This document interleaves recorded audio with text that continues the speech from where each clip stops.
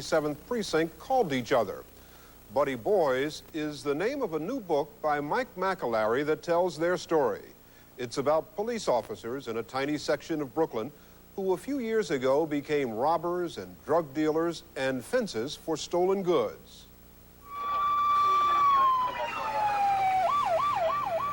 Officer Henry Winter, one of the Buddy Boys, told us how they'd set up their illegal activities over the police radio.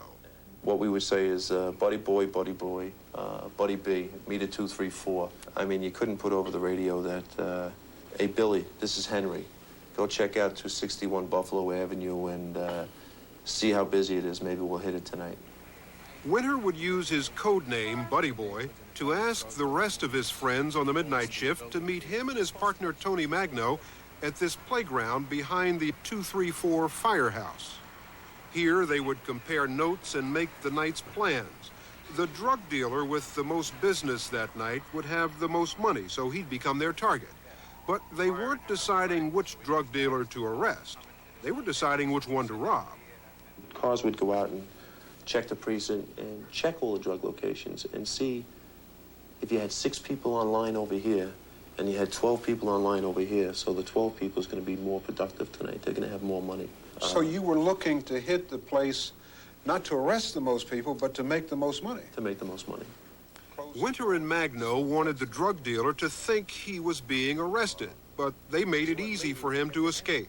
We would leave the door open if we caught a drug dealer in a location. You give him a chance to walk out. You give him a chance to leave. You just don't want to come in and say, hey, surprise, we're going to rip you off of all your money.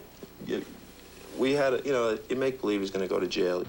One day, Winter, Magno, and some of the other Buddy Boys came to this building and crashed through a window. Inside, they arrested a drug dealer who thought that the next stop for him would be jail. Actually, all the Buddy Boys really wanted was for him to leave. We were in there a good 20 minutes, and he wouldn't leave. He stayed through the whole thing? He stayed there. We're closing the door, I'm opening the door. I'm looking through the peephole, and he's still there. Finally, here we are, cops in uniform, we got guns, we got badges, we want this guy to run away. We sneak out the back window. We sneak out the back window, we go down the fire escape, go in the street, we jump in the car, we roll the car down the block so we don't hear us going, and then we start the car and take off.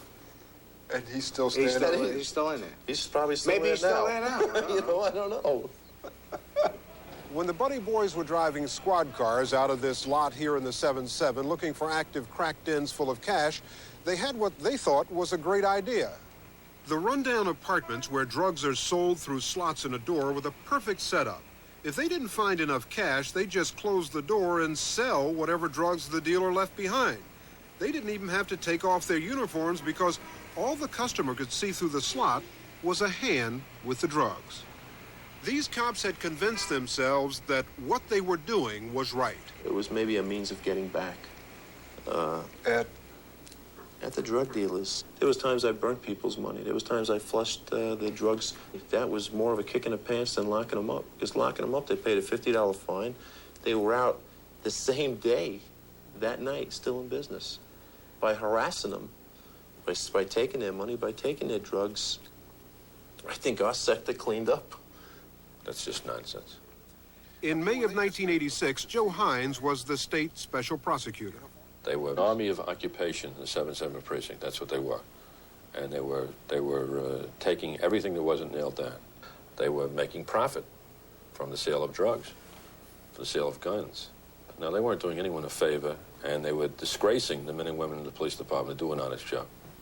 Hines' office and the police department's internal affairs division had heard many complaints that there were corrupt cops in the 77th. Buddy Boy Henry Winter was the first to be caught. When he said to you, you're under arrest, what went through your mind? I can't even explain the feeling. It was just a complete numbness. I put in cuffs on hundreds of people and never even thought how they felt. I just slap them on. It was the first time I'm having cuffs put on me, and it didn't feel good at all. Once downtown, Winter then saw what he was up against. I call it the Last Supper table now. There was a table with about 15 people around it. He threw 2 transcripts at me and a pair of headphones, and he said, just listen. Once I heard my voice on that tape, then I looked down and seen what they had on me. And even then, I didn't feel that bad. I says, all right, maybe I can get a good lawyer, maybe I can do this, maybe I can do that. And then just at that point, it seems like it was geared, like if they were playing it or something, because just at that point when my mind said that, Hines says, now look up. On a television screen in front of him, Henry Winter saw himself and Magno taking money from a drug dealer right here on this corner. Hines offered them a deal to stay out of jail, continue the buddy boy operations, only wear a wire, tape record their fellow officers committing crimes. They took the deal. Tough sell? Easy sell. I've had much tougher. At the end of 1986, 13 cops were suspended from the police force and charged with crimes ranging from selling drugs to stealing precinct garbage cans.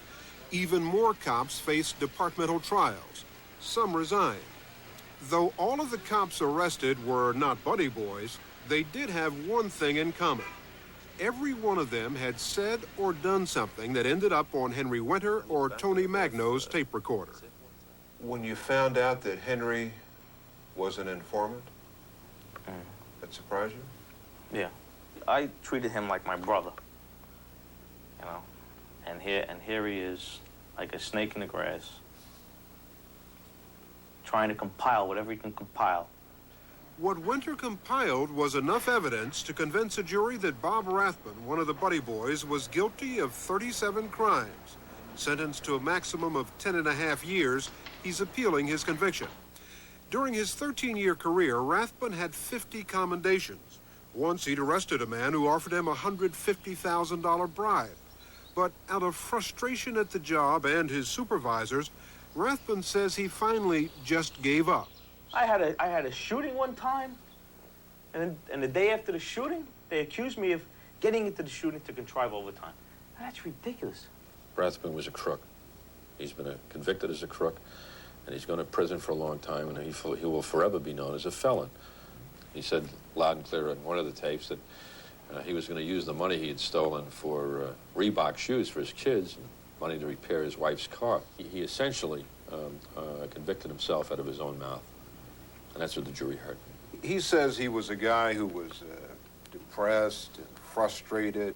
So he stole, and he expects you and I to think that that's the alternative.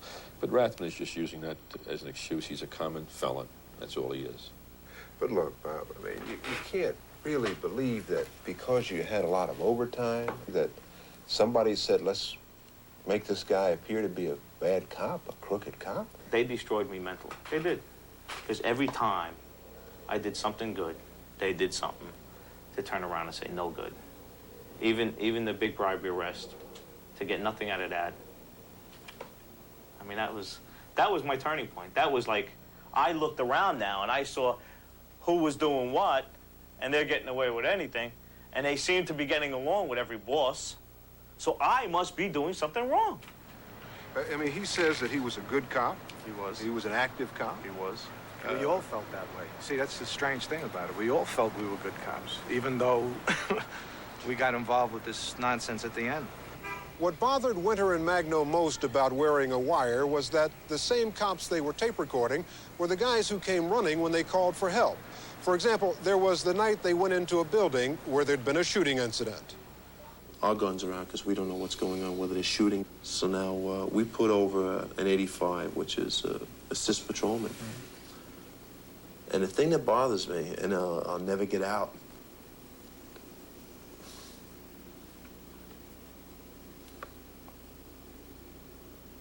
the same guys. Just stop for a minute. Sure. The same guys who had called for help? Us calling for help. Us calling for help, the same guys would come from the other end of the precinct. 90 miles an hour. To back you up. To help you? Sure. I mean, yeah. And these are the guys who you were recording? Yeah. Another cop caught by buddy boy Henry Winter was Crystal Spivey. With her is her attorney. I'm a victim here. I'm not a corrupt cop. Though Spivey comes from a law enforcement family, her father and sister are cops, this police surveillance tape shows her not taking over a drug dealer's operation, but accepting $500 to protect a drug dealer. Is he counting money out there? That's the deal. When this situation was presented to you, what did you think it was? The only knowledge I had about that situation was that I was supposedly protecting a drug run. This is the situation that I found myself in because of Henry Winter coercing me over several months to get involved in some kind of dirty deal. There was no need to entrap anybody in that precinct. It was running amok. Spivey says her problem was that she was afraid of Henry Winter. He is head honcho involved in corrupt cops and had the dealers in his pockets, and I have to work out there every single day. I began to feel afraid that being on his bad side would put me in a very life-threatening situation. Let me ask you a dumb question. Why didn't you turn him in? Well, another fact that we were all aware of in the precinct was that there were pretty big connections with that guys had in the precinct who were corrupt with the Internal Affairs Division. And if you made a complaint against them, they would know about it. Spivey was convicted on 2 counts, but acquitted of cocaine possession, the most serious charge against her. She'll be sentenced later this month. Brian O'Regan was another buddy boy and a good friend of Henry Winter. One night, while they were in uniform selling drugs, Brian O'Regan saw something through the slot that, at that moment, he wanted more than anything else in the world. The guy from the community comes up and he had a brand new sweater. The guy wanted to deal the sweater for the coke. And Brian's sitting there, and I'm talking to Brian, and Billy's there, and Brian wants this sweater. It was a nice maroon sweater, but the slot's only this big. You can't get the sweater through the slot. And Brian wants that sweater. He wants to open the door, and we're holding him back. Brian, you can't open the door. I want the sweater. Brian, you can't open the door. We're in here selling this shit. You know, but he wanted that sweater, and we had to talk Brian out of it, and then we got the hell out of there quick. O'Regan was eventually suspended and indicted based on what his friend Winter had tape recorded. But when the other cops had to turn themselves in to Internal Affairs, Brian O'Regan never showed up. The night before, in a motel room, he committed suicide. Is there a lesson in this? Yeah, for me, you bet your life. Never to become a cop. Not in the city of New York. No. Never. Never get involved. Never. Don't get involved. That's the lesson. If you could erase all of that time that you spent wearing a wire and go back to it, Would I do it again? would you do it again or would you go to jail? I think I'd go to jail. Henry? I wouldn't go to jail. I'm telling you, I'll go. I know that's what Tony and I differ. Tony, I wouldn't go to jail. It eats me up too much. It hurts too much what I did to those guys and what I did to myself. Henry Winter and Tony Magno will stay on the force until they are no longer needed to testify. After that, they assume they'll be fired. What does the police department say about the Buddy Boys? No one would talk.